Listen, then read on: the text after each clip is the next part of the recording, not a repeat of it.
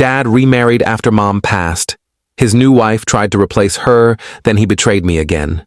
I was 14 years old when my mother passed away. She was my world, my best friend, and the only real parent I ever had. Losing her broke me, but what hurt more was how quickly my father moved on. Barely 6 weeks after her death, he was already dating another woman, and within 4 months, she had moved into our home. By the time 9 months had passed, on my own birthday, they announced their engagement, calling it my gift. That was the moment I snapped. I knocked the cake off the table and walked out. I disappeared for a few days, long enough that they were about to report me missing, but eventually I had no choice but to return. When I came back, it was like my mother had never existed. Her pictures were gone, her clothes, her belongings, everything had been erased. They banned me from celebrating her birthday or even mentioning her name. And the worst part? They tried to make me call her, his wife, Mom. I refused. Every time I called her by her first name, they ignored me. She introduced herself as my mother to people, and I corrected her every single time. Eventually, I stopped talking to her unless absolutely necessary. By 16, I had mastered silence. For 2 full weeks, I refused to speak to either of them. My father was furious. He said I was ruining our family dynamic. What family? By 18, I left for college and never looked back. I kept low contact with my father and no contact with his wife. I built my own life. At 21, I got engaged to the woman I loved. She knew my story, supported me, and understood why I kept my distance from my father. But somehow, he found out. His wife immediately posted online, calling herself a proud mother of the groom, and saying how excited she was to become a grandmother. I shut that down fast. I made a short post. I am not and never was her son. She will never be a grandmother to my children. My father exploded, calling me disrespectful. I told him, I lost my only mother when I was 14. That's the day I lost my father, too. After that, I cut them off again. Then, everything took a turn for the worse. At 24, when my wife was 8 months pregnant, they showed up at my house. I never gave them my address. They said they wanted to rebuild our relationship. I shut the door in their faces. But that didn't stop them. They bought a house 5 minutes away. Now, no matter where I went, I started running into them. At the grocery store, at the mall, even at a gas station miles away.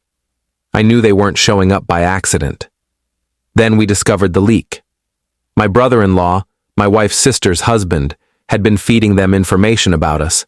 He thought he was helping us reconnect. When we confronted him, he broke down. My sister-in-law left him that night. They later divorced. I tried to get a restraining order, but because they hadn't physically harmed or threatened us, law enforcement couldn't do anything. So I took matters into my own hands. I had my lawyer draft a legal notice stating, "They are not my family. They are not welcome at my house or around my wife and child. If they contact us, I will seek legal action." We had it hand-delivered with the signature and video evidence. The stress broke me. I had my first panic attack. My wife, despite being heavily pregnant, held me through it. Then, finally, the moment I had been waiting for, our child was born. Holding my baby for the first time changed everything. For the first time, I understood what real love was. I would protect my family no matter what. But my father and his wife found out. They showed up at the hospital. To this day, I have no idea how they found us. But thankfully, the staff blocked them. After that, it became a game of cat and mouse. No matter where I went, I ran into them.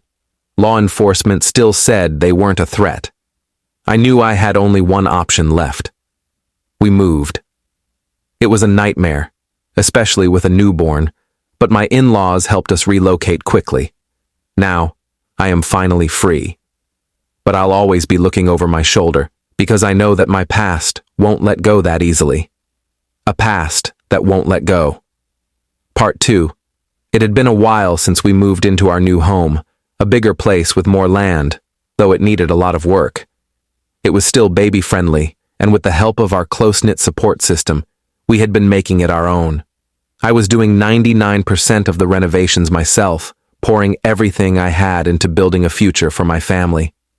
Since moving, my father and his wife had been absent from my life. That was until 2 weeks ago. I had already written an update about everything that had happened, but then my lawyer contacted me. My father had reached out. He wanted to talk. I immediately declined, but my lawyer strongly advised otherwise.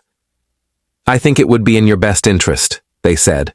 So, reluctantly, I agreed to meet in public. The confrontation. 3 days later, we arrived early at a coffee shop, only to find that they were already waiting for us. It was just my wife and me, but we had a paralegal from my lawyer's office undercover nearby, just in case. The moment I saw them, I could read the disappointment on their faces. They had expected me to bring my child. The meeting started with awkward small talk. I had no patience for it. "What do you want?" I asked, cutting through the nonsense.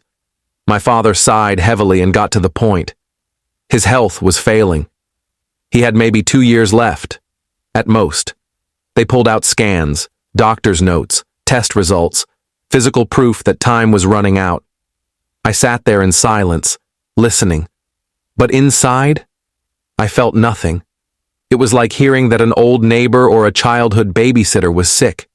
Someone I once knew but had no real emotional connection to anymore. I could feel my wife's hand on my arm, grounding me. She knew I was getting irritated.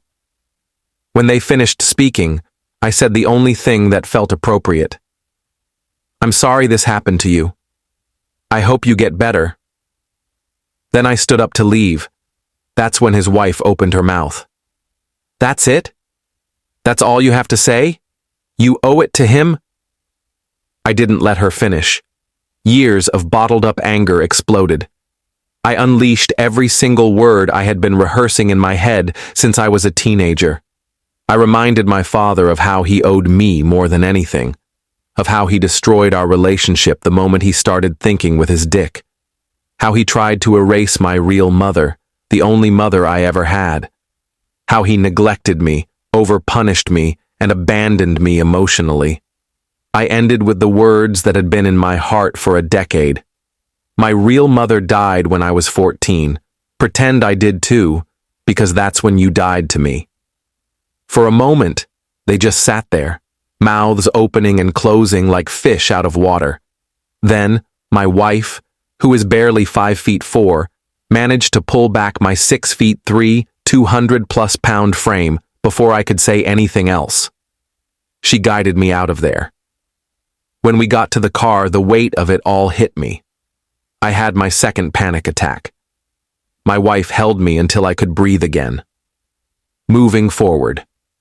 Since then, things have been quiet. No contact, no more attempts at reconciliation. But the emotions are still fresh. I still struggle. I still catch myself zoning out, lost in thought. But my wife knows exactly how to bring me back. She simply hands me our child. And in that moment, nothing else matters.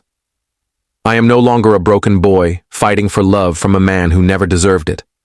I am a father, a husband, a protector, and my past will never define my future. Lessons I learned. 1. Blood doesn't make a family. Loyalty does. 2. Boundaries mean nothing to people who don't respect you. 3. Some people will never change. 4.